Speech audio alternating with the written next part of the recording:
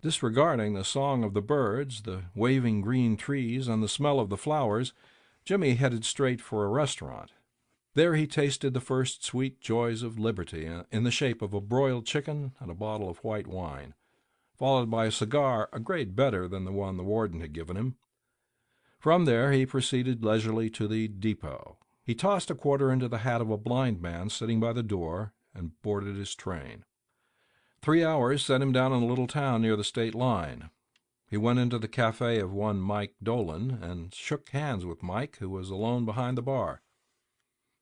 "Sorry we couldn't make it sooner, Jimmy be-by," said Mike, "but we had that protest from Springfield to buck against, and the governor nearly balked. Feeling all right?" "Fine," said Jimmy. "Got my key?" He got his key and went upstairs, unlocking the door of a room at the rear. Everything was just as he had left it.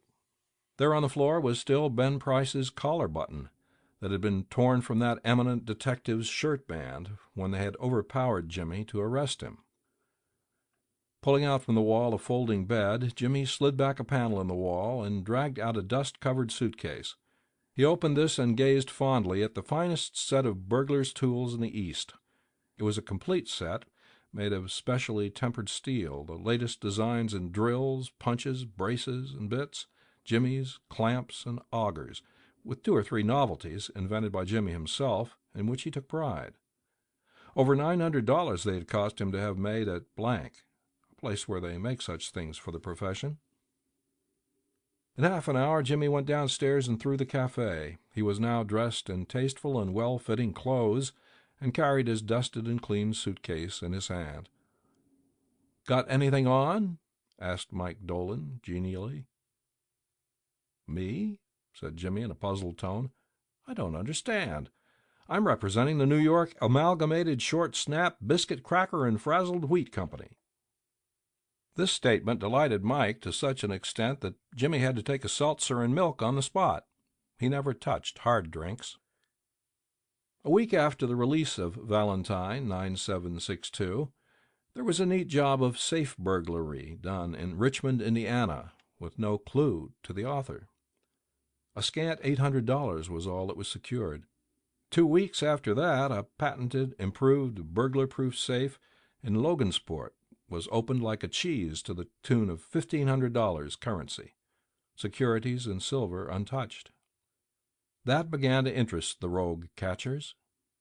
Then an old-fashioned bank safe in Jefferson City became active and threw out of its crater an eruption of banknotes amounting to $5,000. The losses were now high enough to bring the matter up to Ben Price's class of work. By comparing notes, a remarkable similarity in the methods of the burglaries was noticed. Ben Price investigated the scenes of the robberies and was heard to remark, "That's Dandy Jim Valentine's autograph. He's resumed business. Look at that combination knob, jerked out as easy as pulling up a radish in wet weather. He's got the only clamps that can do it.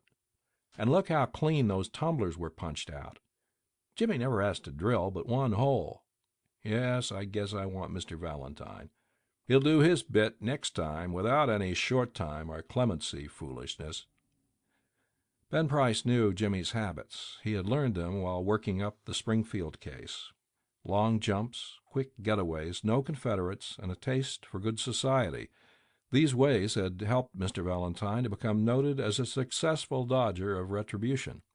It was given out that Ben Price had taken up the trail of the elusive cracksman, and other people with burglar-proof safes felt more at ease. One afternoon, Jimmy Valentine and his suitcase climbed out of the mail hack in Elmore, a little town 5 miles off the railroad down in the blackjack country of Arkansas. Jimmy, looking like an athletic young senior just home from college, went down the board sidewalk toward the hotel. A young lady crossed the street, passed him at the corner, and entered a door over which was the sign, "The Elmore Bank." Jimmy Valentine looked into her eyes, forgot what he was, and became another man. She lowered her eyes and colored slightly. Young men of Jimmy's style and looks were scarce in Elmore. Jimmy collared a boy that was loafing on the steps of the bank as if he were one of the stockholders, and began to ask him questions about the town, feeding him dimes at intervals. By and by the young lady came out, looking royally unconscious of the young man with the suitcase, and went her way. "Isn't that young lady Polly Simpson?" asked Jimmy with specious guile. "Nah," said the boy.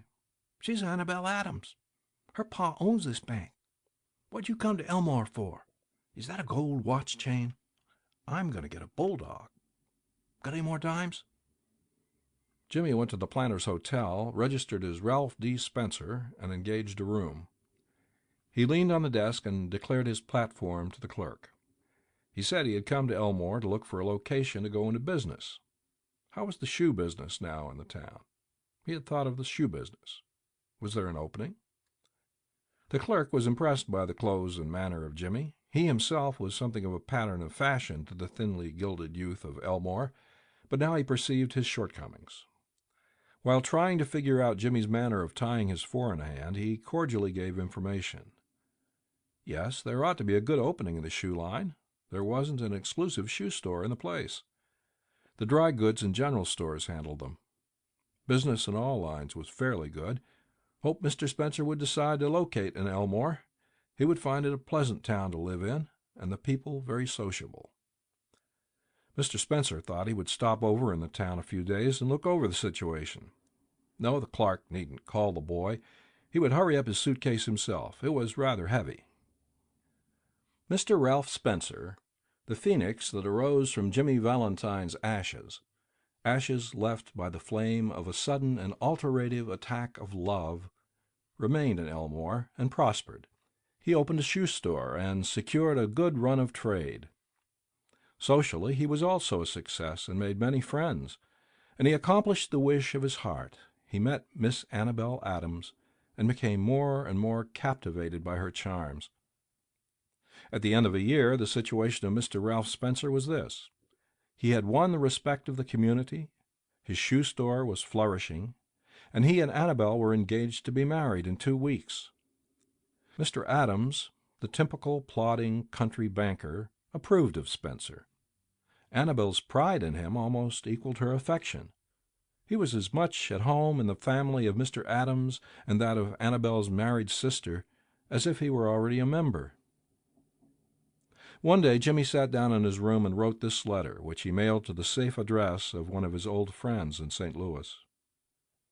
Dear old pal, I want you to be at Sullivan's place in Little Rock next Wednesday night at 9 o'clock. I want you to wind up some little matters for me, and also I want to make you a present of my kit of tools. I know you'll be glad to get them. You couldn't duplicate the lot for $1,000. Say, Billy, I've quit the old business a year ago. I've got a nice store. I'm making an honest living, and I'm going to marry the finest girl on earth 2 weeks from now. It's the only life, Billy, the straight one. I wouldn't touch a dollar of another man's money now for $1 million.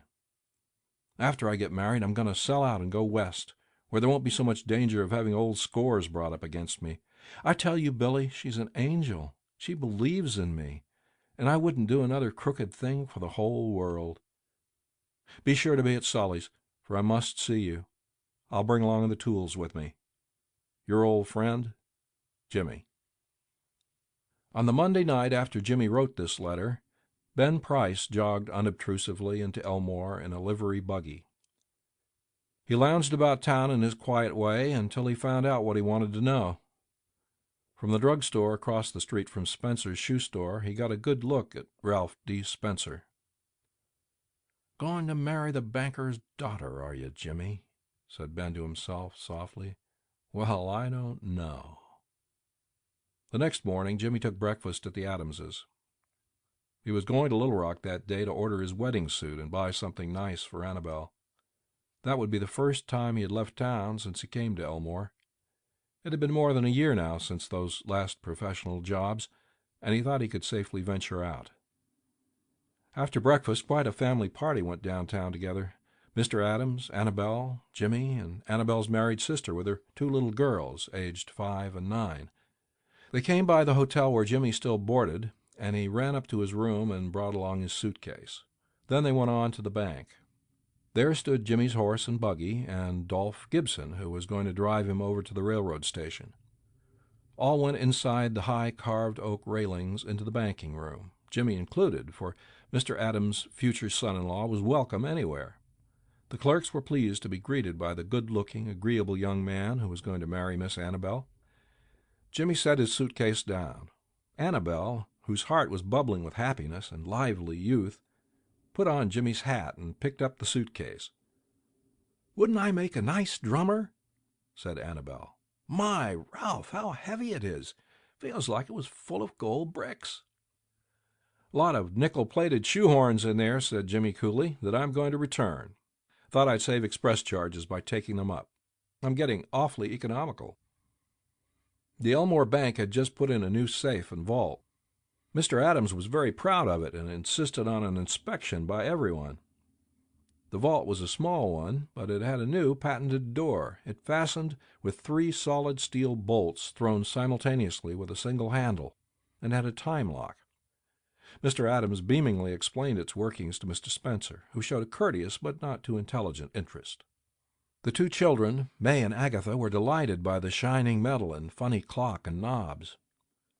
While they were thus engaged, Ben Price sauntered in and leaned on his elbow, looking casually inside between the railings.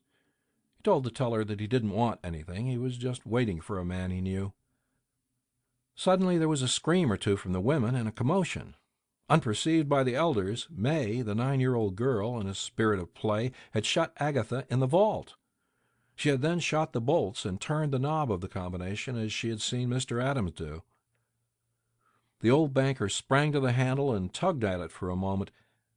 "The door can't be opened," he groaned. "The clock hasn't been wound, nor the combination set." Agatha's mother screamed again, hysterically. "Hush!" said Mr. Adams, raising his trembling hand. "All be quiet for a moment. Agatha," he called as loudly as he could, "listen to me." During the following silence they could just hear the faint sound of the child wildly shrieking in the dark vault in a panic of terror. "My precious darling," wailed the mother. "She will die of fright. Open the door. Oh, break it open. Can't you men do something?" "There isn't a man nearer than Little Rock who can open that door," said Mr. Adams in a shaky voice. "My God! Spencer, what shall we do? That child, she can't stand it long in there. There isn't enough air, and besides, she'll go into convulsions from fright." Agatha's mother, frantic now, beat the door of the vault with her hands. Somebody wildly suggested dynamite.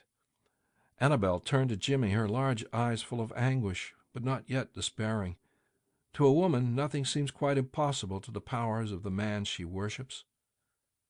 "Can't you do something, Ralph? Try, won't you?" He looked at her with a queer, soft smile on his lips and in his keen eyes. "Annabel," he said, "give me that rose you are wearing, will you?" Hardly believing that she heard him aright, she unpinned the bud from the bosom of her dress and placed it in his hand. Jimmy stuffed it into his vest pocket, threw off his coat, and pulled up his shirt sleeves. With that act, Ralph D. Spencer passed away, and Jimmy Valentine took his place. "Get away from the door, all of you," he commanded shortly. He set his suitcase on the table and opened it out flat. From that time on, he seemed to be unconscious of the presence of anyone else. He laid out the shining, queer implements swiftly and orderly, whistling softly to himself as he always did when at work. In a deep silence and immovable, the others watched him as if under a spell. In a minute, Jimmy's pet drill was biting smoothly into the steel door. In 10 minutes, breaking his own burglarious record, he threw back the bolts and opened the door. Agatha, almost collapsed but safe, was gathered into her mother's arms. Jimmy Valentine put on his coat and walked outside the railings toward the front door. As he went, he thought he heard a faraway voice that he once knew call, "Ralph!" But he never hesitated. At the door, a big man stood somewhat in his way. "Hello, Ben," said Jimmy, still with his strange smile. "Got around at last, have you? Well, let's go. I don't know that it makes much difference, now." And then Ben Price acted rather strangely. "Guess you're mistaken, Mr. Spencer," he said. "Don't believe I recognize you." Your buggy's waiting for you, ain't it?" And Ben Price turned and strolled down the street.